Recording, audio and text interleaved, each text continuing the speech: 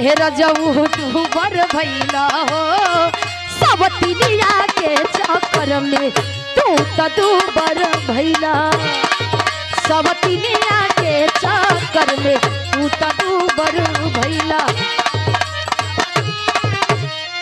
फरमाइश है उनकर पतर की बोला लगा ला भैया।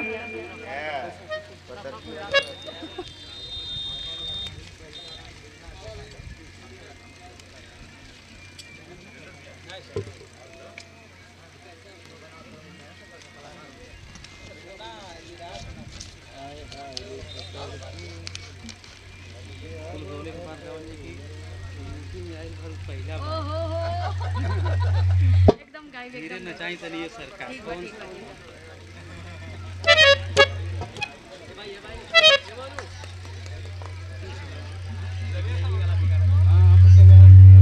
यही रुके के होई कितना दवाई हम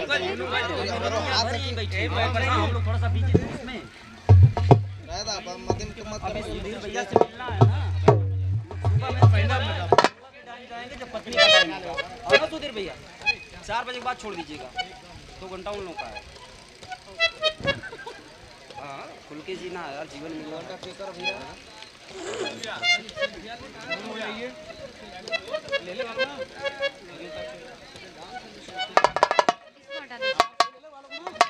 फिर से लिया ढंग से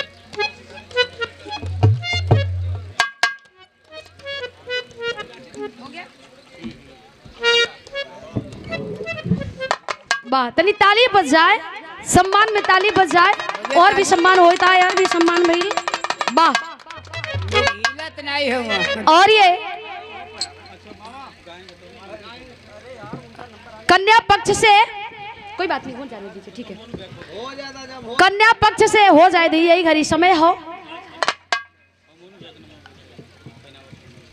अच्छा मोनू भैया मोनू भाई एक अच्छे कलाकार भी हैं एक अच्छे यूट्यूबर भी हैं आप का सम्मान हो रहा है एक अच्छे हारमोनियम वाडिटर भी हैं हमारे बड़े गार्जियन जी मनु जी बीडीसी महोदय आप जी के द्वारा सुंदर पुष्पहार सुंदर सफा 500 रुपया हमें देकर के सम्मान किया गया पूरी टीम को 100 रुपया देकर के सम्मान किया गया और टाइगोर जी के द्वारा भी सम्मान किया गया सुंदर पुष्पहार और ये सफा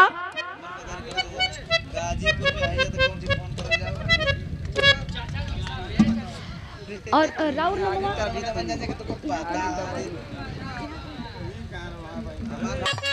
मारा बुलेटवा पर कहियो बैठ के सट देखिना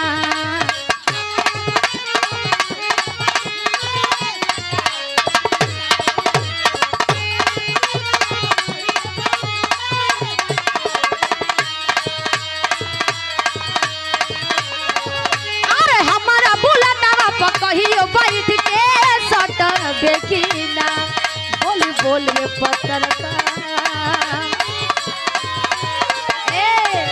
बोल बोल ये पत्रकार हमारा से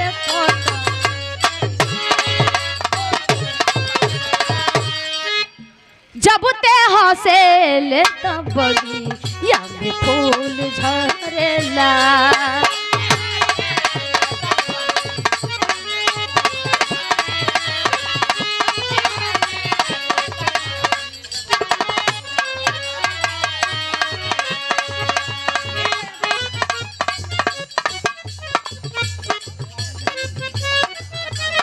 बहुत बहुत धन्यवाद कहे का दिल के बतिया करे के तुझसे मन करेला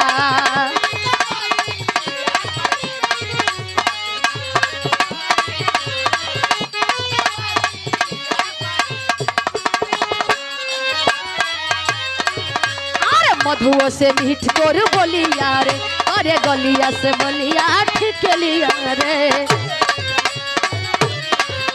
अरे गलिया से बलिया ठीक लिया रे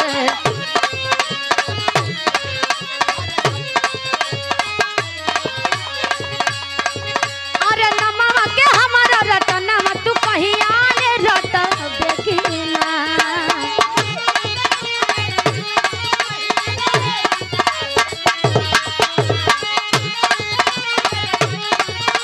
यो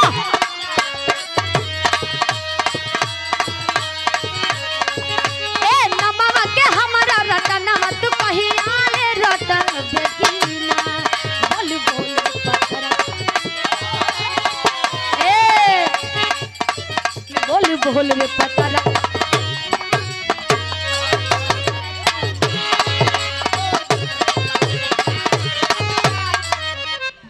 कैसा लगल कहे का? अरे आइल बानी यूपी में पहिला बार। लड़का कहता टाइगोर जी के द्वारा सुंदर 100 रुपया देकर के पुनः सम्मान कल गई। बहुत बहुत प्रणाम बा। कोनो लड़का कहता कोनो लड़की के नाचे वाली के का? ढेर सद कई बेजे माथा रे